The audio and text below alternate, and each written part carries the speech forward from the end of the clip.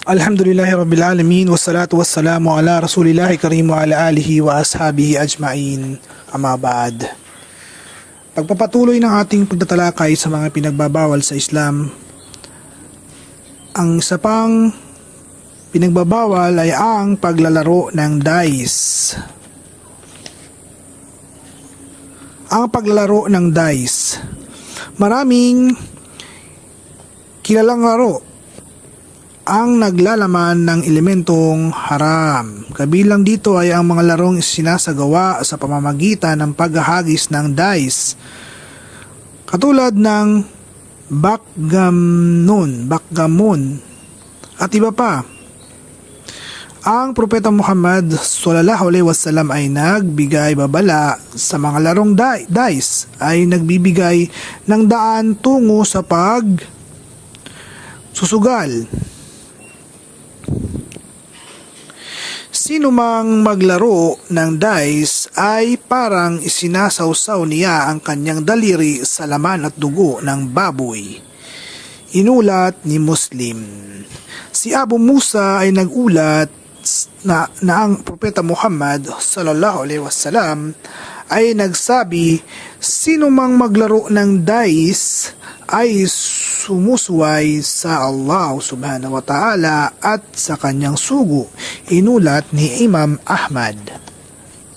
Kasunod nito, kasama sa mga ipinagbabawal ng Islam, ang pagsumpa sa isang mananampalataya o pag-curse o pagsumpa.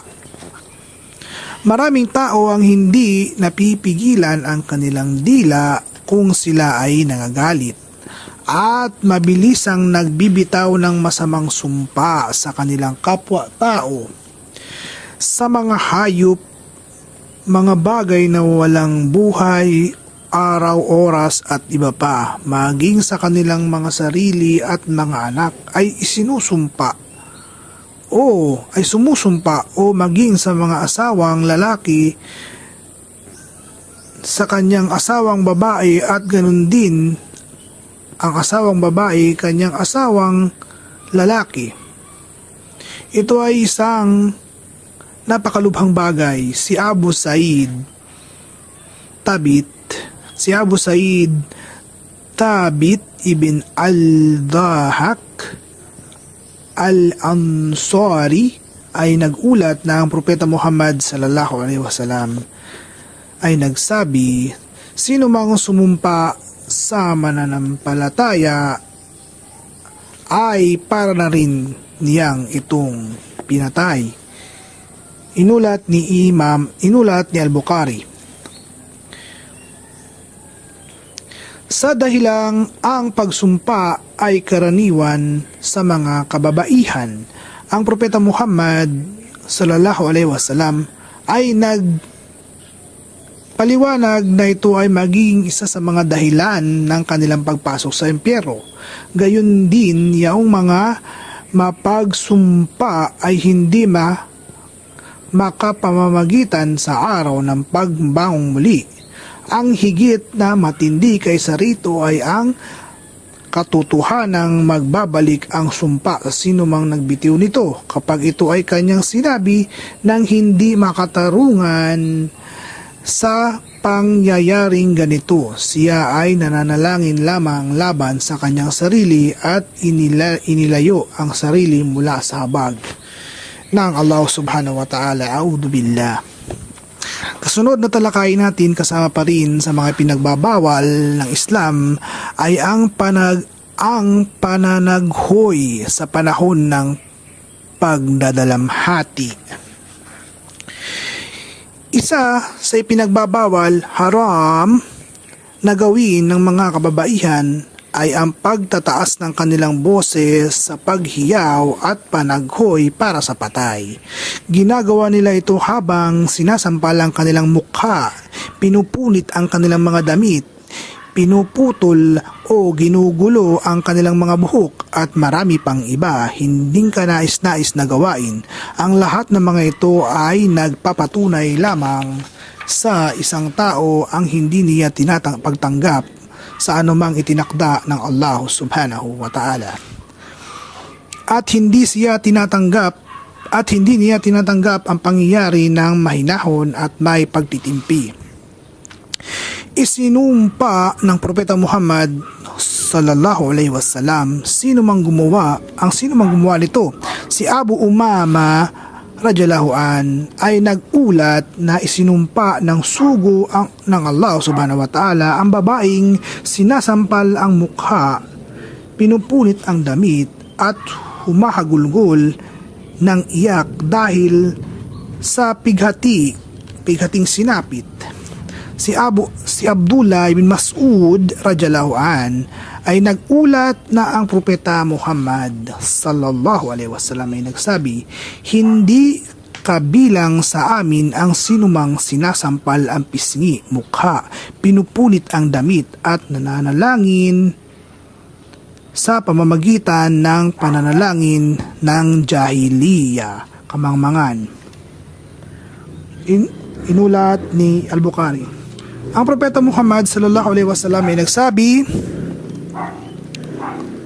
kapag ang babaeng tumatangis ng malakas na humahagulgol ay hindi humingi ng kapatawaran bago siya mamatay, ibabangon siya sa araw ng pagbabangong muli na nakasuot ng damit ng natar gawa sa alkitran at isang kasuotan ng langib. Inulat ni Muslim. Ipagpatuloy pa natin, malapit na tayong matapos insyaallah ta'ala. Ang mga bagay kasama rito na pinagbabawal sa Islam ay ang pananampal at paglalagay ng marka sa mukha. Si Jabir ay nagsabi, ipinagbabawal ng sugo ng Allah subhanahu wa ta'ala ang pananampal o paglalagay ng marka sa mukha. Inulat ni Muslim. Kung ang pag-uusapan ay hingil sa pananampal ng mukha, maraming mga ama at mga guro ang hinahampas ang mga bata sa mukha sa pamamagitan ng kanilang kamay o ibang bagay bilang parusa sa kanila. Ang ilan ay ginagawa din itong kanilang sa mga katulong kahit na ito ay isang pang-insulto sa mukha. Ang bahaging pinarangalan ng Allah subhanahu wa ta'ala maaari ding maging sanhi ng pagkawala ng mahalagang bahaging matatagpuan sa mukha katulad ng paningin, pangamoy, pandinig at iba pa na magiging daan sa pagsisisi, pighati, panghihinayang at pagposibleng paghingi ng biktima ng ganti o kabayaran. Ang paglalagay ng tatak sa mukha ng hayop ay ginagawa bilang palatandaan upang bawat may-ari ng hayop ay madaling matuntun sakali man ang hayop ay mawala. Subalit ang pamamaraang ito ay haram sapagkat ito ay nagiging sanhi ng pagdurusa at pagbabago ng anyo ng isang hayop. Kung ituturing ng tao na ito ay kanilang kaugalian at ang paglalagay ng tatak ay kinakailangan, maaaring gawin ito sa ibang bahagi ng katawan ng hayop at hindi sa mukha. Kasunod na ating tatalakayin at kasama na ito sa mga huli,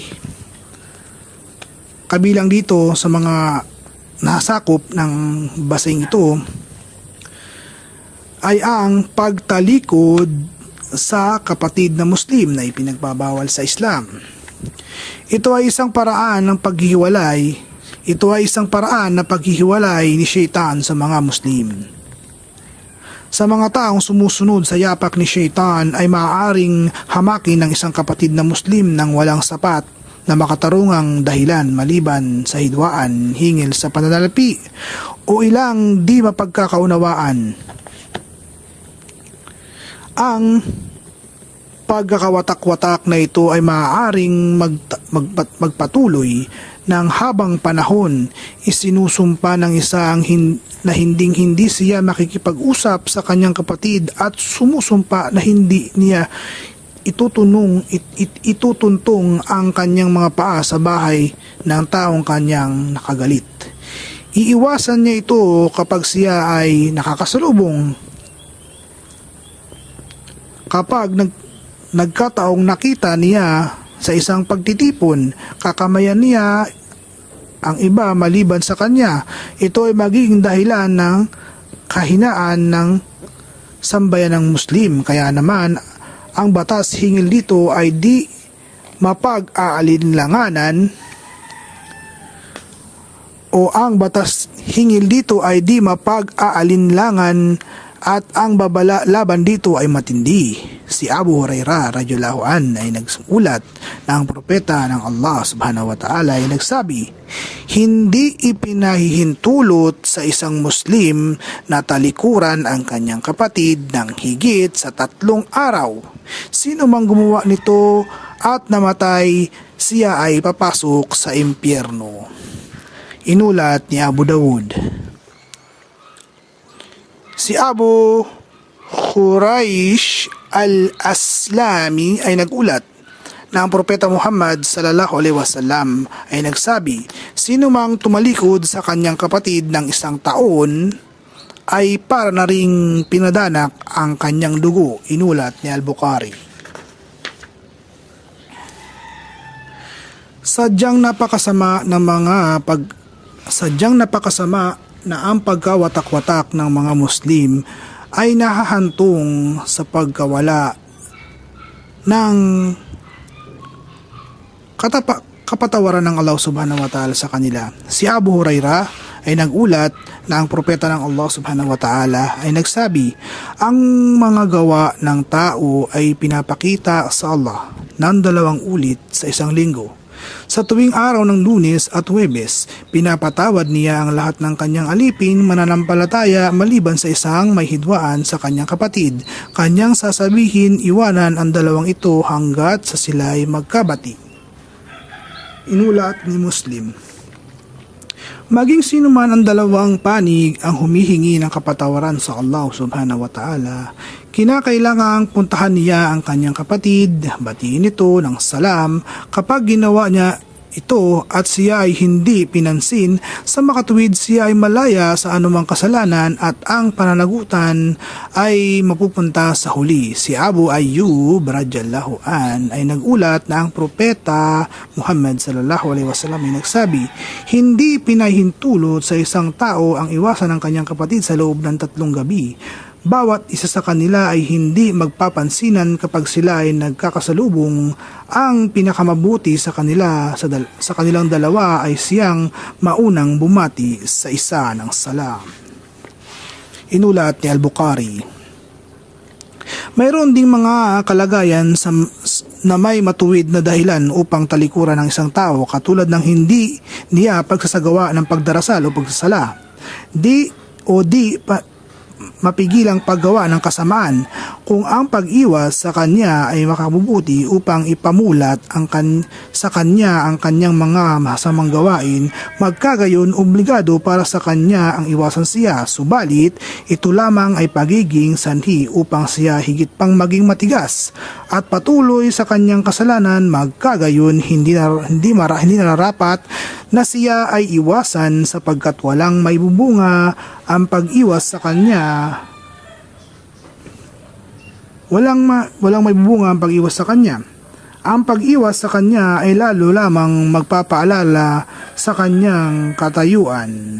Kaya ang nararapat gawin para sa kanya ay patuloy na pakitunguhan siya ng may kabaitan, pangaral at paalalahanan. Alhamdulillah, subhanakallahumma wa bihamdik, asyhadu an la ilaha illa anta, astaghfiruka wa atubu ilaik. Assalamu alaikum warahmatullahi wabarakatuh.